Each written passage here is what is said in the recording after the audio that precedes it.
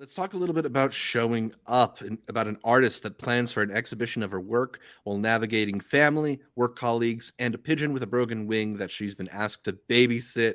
This is the latest from our girl, Kelly Reichardt, and stars Michelle Williams, her frequent collaborator, kind of doing a bit of a Kelly Reichardt impression. If you've Kind seen of. any interviews with her, it definitely feels like it. This feels a lot like Kelly Reichardt's most personal film. It is about an artist who isn't able to support herself merely through her artwork, so she works at an arts college. That is also Kelly Reichardt's story, and it's also just this artist that it has this kind of like gruff, unsmiling attitude, like isn't an easy conversationalist, and that sort of feels like what we get from Kelly Reichardt a lot. What So Zach's trying to tell you is that she's boring. not boring. She's just Oh my. unfeeling. Not if you No emotions. go look at her rate my professors page, and you'll see people that don't think she has a lot of sympathy for her students. But she is an artist for sure. We were big fans of First Cow. Bro, I I love really this liked cow. Showing Up, which I mentioned on our last stream, but Art hadn't seen it yet. I hadn't seen And it. now he saw it, and I don't think he liked this one as much as he did First Cow. Look, this is our girl, right? First Yeah, Cow is incredible. yeah. Um, Shouts the to Wendy previous and ones, Lucy. Wendy and Also, Lucy. Shout out Wendy and Lucy. That is a fantastic movie. That is a movie where I can definitely see Kelly having Michelle again play her and the relationship that Kelly had with her dog. And like, oh man, I have to go do work and I have to leave my dog behind, right? mhm.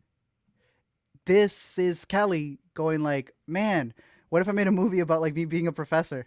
Like, would that be intriguing? I love my girl. No, it is not.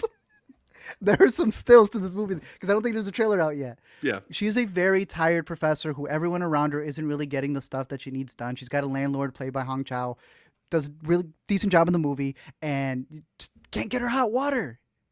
The dog's always in the way. Yeah. Three Stacks is in this movie because she does pottery, and Two Three New York Stacks Film helps Festival out. films for him. It's great. White Noise is the better one, but he's good in this movie, you know. Yeah. But he doesn't really help out when she needs the assistance that she needs on her art, and it feels like everyone's always in the way. And she's got these really big bags under her eyes. You don't see it there in the poster, but on the stills, probably in IMDb.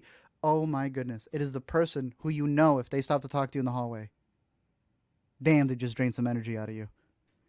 It is a really well put together movie. The best stuff that I could say about it is it really is her story, and I love how she said at the end. There's the credits when they roll, and it says like nobody in this motion picture is related to all names and whatever are fictitious, and they bear no resemblance. Bullshit. BS, bro. Everybody in that screening who saw it at the Alice telling you exactly that was Yeah. them on screen. She's like, it's not about those people. It's just completely about the people who I relate to when I'm going to work. She clearly does not like the people that she works with or some of the people around her. She's got certain things about them that she definitely wants to vent about. But I think she also vents about herself. I think she showcases a version of herself that's kind of, I don't want to say tedious, but Hmm. is definitely not as engaging with a lot of other people, and that may cause her to not get the things that she wants done. But it reminds me a lot of The Souvenir. The Souvenir was a movie that was very well put together, and you've told me that part two would be a lot better. And we will Yeah. be talking about her newest movie, and I think it does really well because Hmm. I like when that director, Joanna Hogg, saying, hey, I'm a filmmaker, and here's my relationship with my mom. I'm going to make this movie called The Eternal Daughter. I like that. But when she did the movie about her and her like kind of abusive boyfriend, I didn't want to spend time with them. So that's why I didn't really like The Souvenir. This is the version of Kelly Reichardt where she's like, what about a boring week at my school that I work at?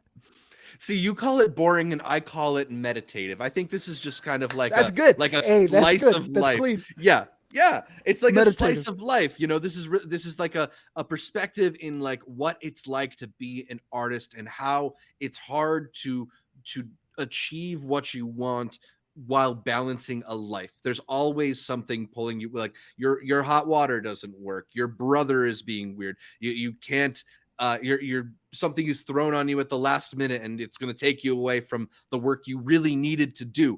I don't know. I just thought there was something really gentle and relatable to a lot of what happens here. I told you it reminded me a lot of Patterson, which maybe that got your expectations way too Maybe, high. bro, because yeah, you know I mess with that movie.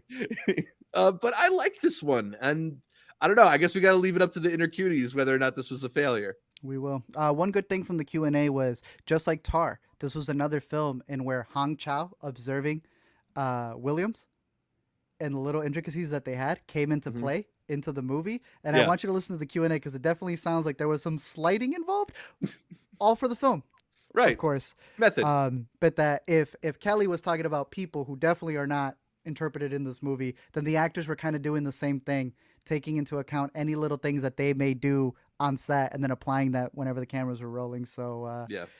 definitely has that realness factor to it. And if you are out of melatonin, showing up probably be $4.99.